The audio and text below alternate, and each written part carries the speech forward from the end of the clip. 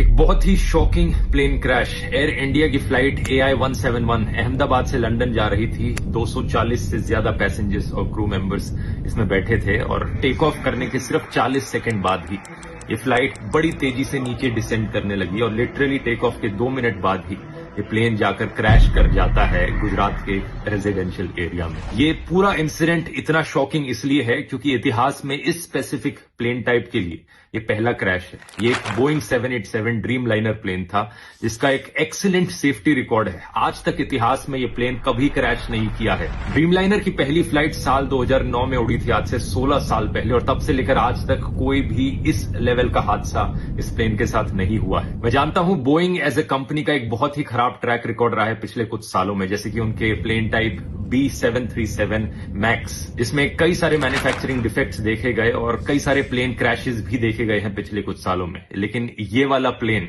वो नहीं था। इस प्लेन का स्पेसिफिक कोड नंबर VTANB था, जिसे आप इंटरनेट पर जाकर सर्च करोगे तो सारा डेटा मिल जाएगा। ये 11 साल पुराना प्लेन था, कोई ज्यादा पुराना प्लेन नहीं था। ड्रीम लाइनर्स का लाइफ स्पैन 20 से 30 साल तक का होता है। जो पायलट इस प्लेन को उड़ा रहे थे, कैप्टन सुमित सबरवाल, उनका खुद का भी 8200 फ्लाइट आवर्स का फ्लाइट एक्सपीरियंस था, जो कि बहुत अच्छा होता है। तो पायलट भी इनएक्सपीरियंस नहीं थे। अगला सवाल आपके दिमाग में आएगा कि क्या वेदर खराब था? ऐसा भी नहीं था। 1:30 बजे दोपहर के ये क्रैश हुआ। वेदर कंडीशंस अगर देखी जाए तो लगभग 40 डिग्री सेल्सियस के आसपास का तापमान था। कोई ज्यादा तेज हवाएं नहीं चल रही थी। विजिबिलिटी जो थी बहुत ही अच्छी थी, 6 किलोमीटर से ज्यादा की विजिबिलिटी। तो ऐसे में सवाल उठता है कि यहां प्रॉब्लम कहां पर हुई। इसका असली जवाब हमें जल्द ही पता लगेगा। अभी प्लेन के ब्लैक बॉक्स से इंफॉर्मेशन को रिट्रीव किया जा रहा है, लेकिन मोस्ट लाइकली ये पूरा हादसा एक बहुत ही भयंकर टेक्निकल फेलियर का लग रहा है। क्या यहां पर कोई इंजन फेलियर हुआ है मेंटेनेंस फेलियर की वजह से? इसका असली जवाब तो हमें तभी पता लगेगा जब ब्लैक बॉक्स को रिट्रीव करके